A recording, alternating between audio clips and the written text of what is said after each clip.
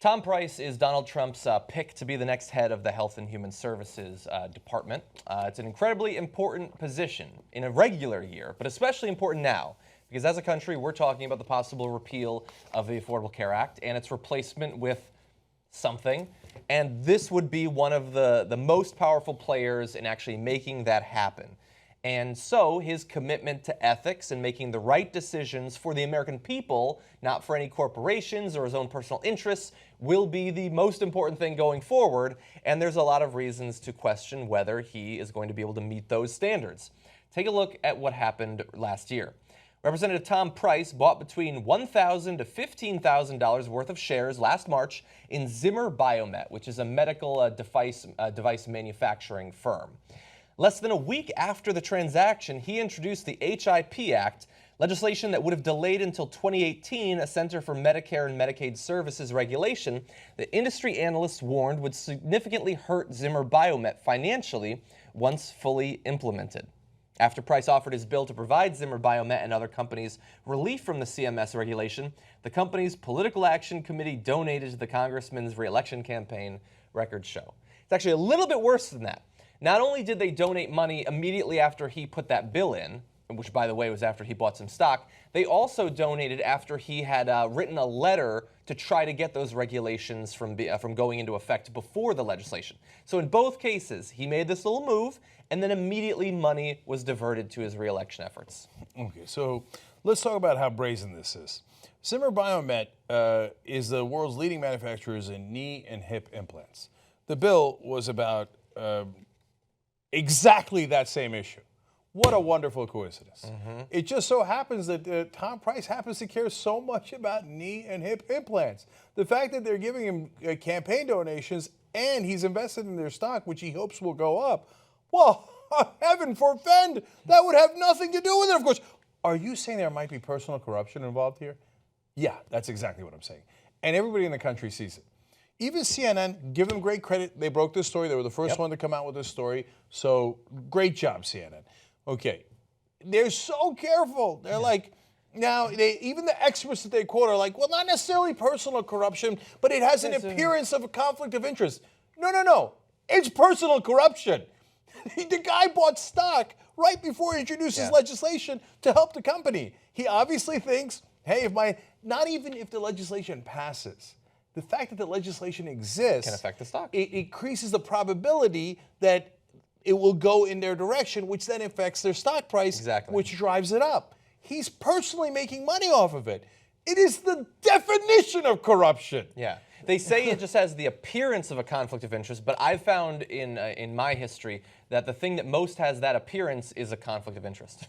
Yeah, that's because that's exactly what it is. Exactly. And of course, the letter that he writes that he got bribed to write legally, right, the $1,000 before, the $1,000 after, et cetera, he didn't say, oh, because I've got money on this company. He didn't say because hey, the price was right? No. We almost went with that for the graphic. Of course. He said, oh, because the current legislation that he's looking to amend would have a negative impact on patient choice, access, and quality. It's the patients. I care so much about the patients. That's why I invested personally in the company. Yeah, it's amazing, and it definitely is brazen. It's, by the way, also not the only example.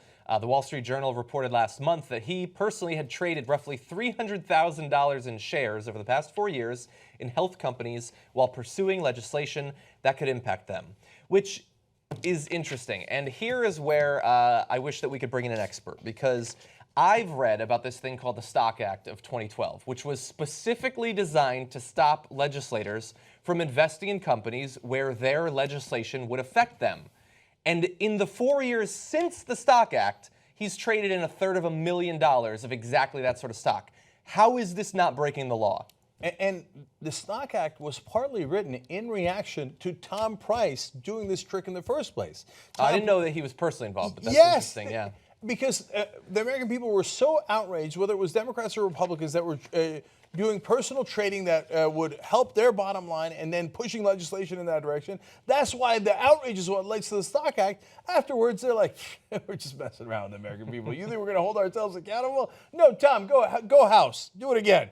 Do it again, right? Yeah. So now, finally, let's come back to how this guy's going to be in the Trump administration. Now, why would Trump It's not like they don't know this. This is part of Tom Price's story. Now, we find out new details, and that's what I gave CNN credit for. But the reason that he was part of the push for the Stock Act, not he himself, but he was the impetus for it, right? They had to do the Stock Act because of all the corruption that Tom Price and others were doing.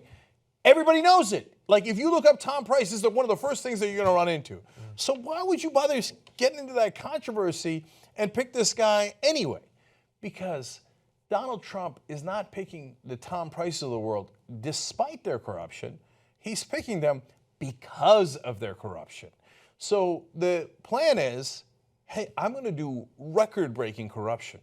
Now, if I get guys who are ethical in here, they might hold me accountable. But if I get guys like Ben Carson, who just said in his congressional hearings, no, I don't care about Trump's conflict of interest, and if it turns out the decisions I make him rich, good, I have no problem with that.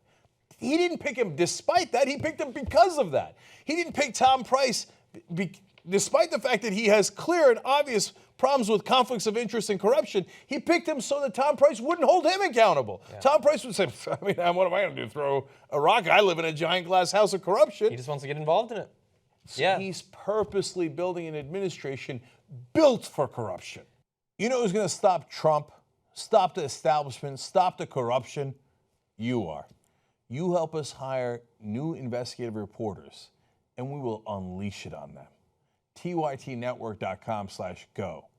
Let's build the best journalism team in America.